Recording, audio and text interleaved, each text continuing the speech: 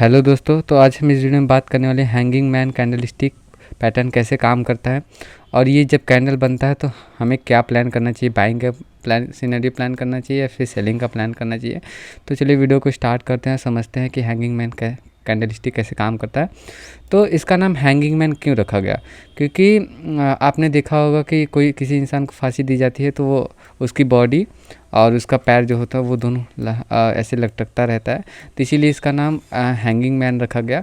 Hanging man इसलिए रखा गया क्योंकि ये जब भी बनता है, ठीक है, ये कैंडल जब भी बनता है टॉप सिनेरियो पे, जैसे कोई टॉप हो गया, ठीक है, वहाँ से अगर ये मार्केट यहाँ गया है, ये कैंडल बना, ठीक है, तो ये चांसेस यहाँ से ज़्यादा रहता है कि मार्केट यहाँ से फॉल कर जाए, ठीक है। तो इसी तरीके से ये कैंडल काम करता है। तो चलिए डिटेल में समझते हैं हम लोग। आप ये देखिए कि हैंगिंग मैन कैंडल वो किसी भी कलर का हो सकता है। पहला पॉइंट, ये किसी भी कलर का हो सकता है, रेड हो सकता है या फिर ग्रीन हो सकता है, ठीक है।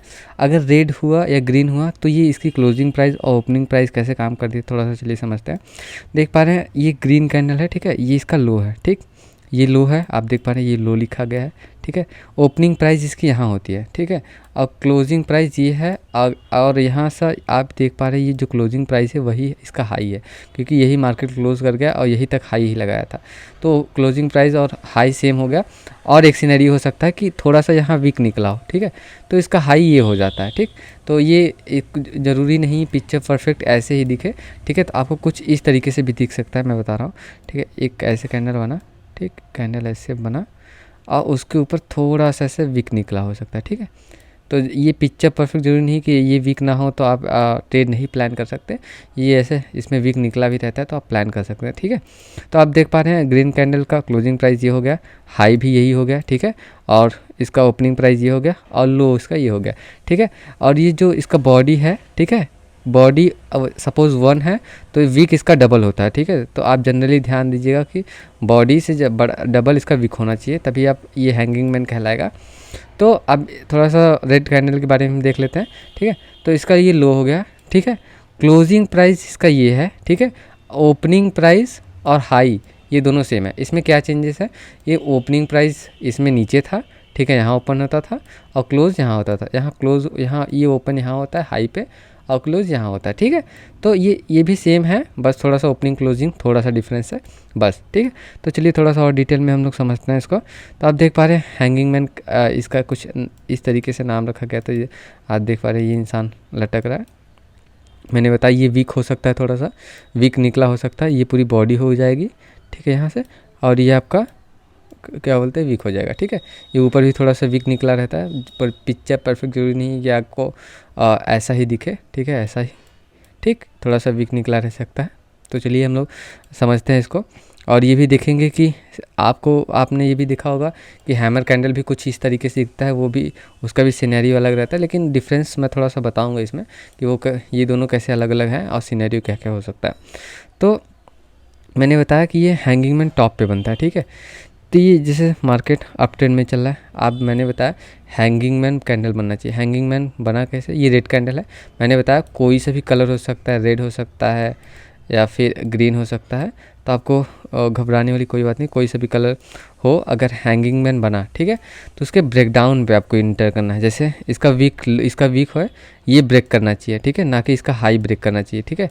तो ये नीचे वाला ब्रेकडाउन दिया, मार्केट ये क्लोज़ किया कैंडल इसके जस्ट नीचे, आपको एंट्री इसके ब्रेकडाउन पे लेनी है, ठीक, स्टॉप लॉस जस्ट इसके हाई, ठीक है। अब मिनिमम आपको कितना 1:2 का प्लान करना चाहिए, ठीक है, मिनिमम आपको 1:3 2 का प्लान करना चाहिए। आप 1:3 भी जा सकते हैं, 4 भी जा सकते हैं, 5 भी जा सकते हैं, जब तक कोई रिवर्सल का साइन ना दिखे या फिर कोई सपोर्ट एरिया आपको ना दिखे कि हाँ मार्केट वहाँ से ऊपर जा सकता है, ठीक है। तो आपको वहाँ तक का प्लान करने से मिनिमम आपको 1:2 होना ही चाहिए, ठीक है।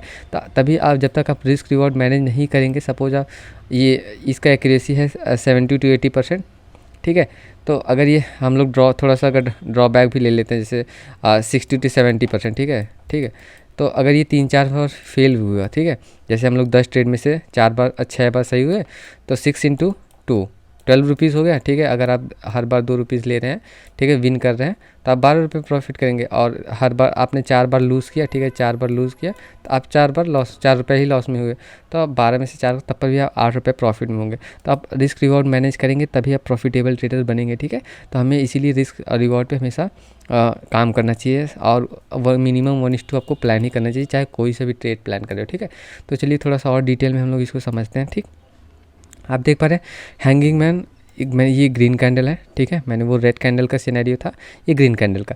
आप देख पा रहे हैं मार्केट कंटिन्यूएशन अप ट्रेंड में था, ठीक है। ये टॉप पे बना, ठीक, आप देख पा रहे हैं ये टॉप पे बना। तो टॉप पे जैसे ही बना, आपको क्या करना है, इसके ब्रेकडाउन पे इंटर करना है, ठीक। ये जो इसका कैंडल का वीक है, इसके ब्रेकडाउन पे इंटर करना है। स्टॉप लॉस जस्ट इसके ऊपर रखना है, ठीक है। स्टॉप लॉस रखना है, और मिनिमम क्या मैंने बताया 1:2 आपको प्लान ही करना चाहिए, ठीक है, आपका एसएल, ठीक है। और टारगेट कम से कम 1:2, या फिर कोई सपोर्ट एरिया होगा, या फिर रिवर्सल का साइन ना दिखे तब तक आप होल्ड कर सकते हैं, ठीक है। तो इस वीडियो में हम लोग कुछ इसके बेसिक्स को हम लोग समझे हैं।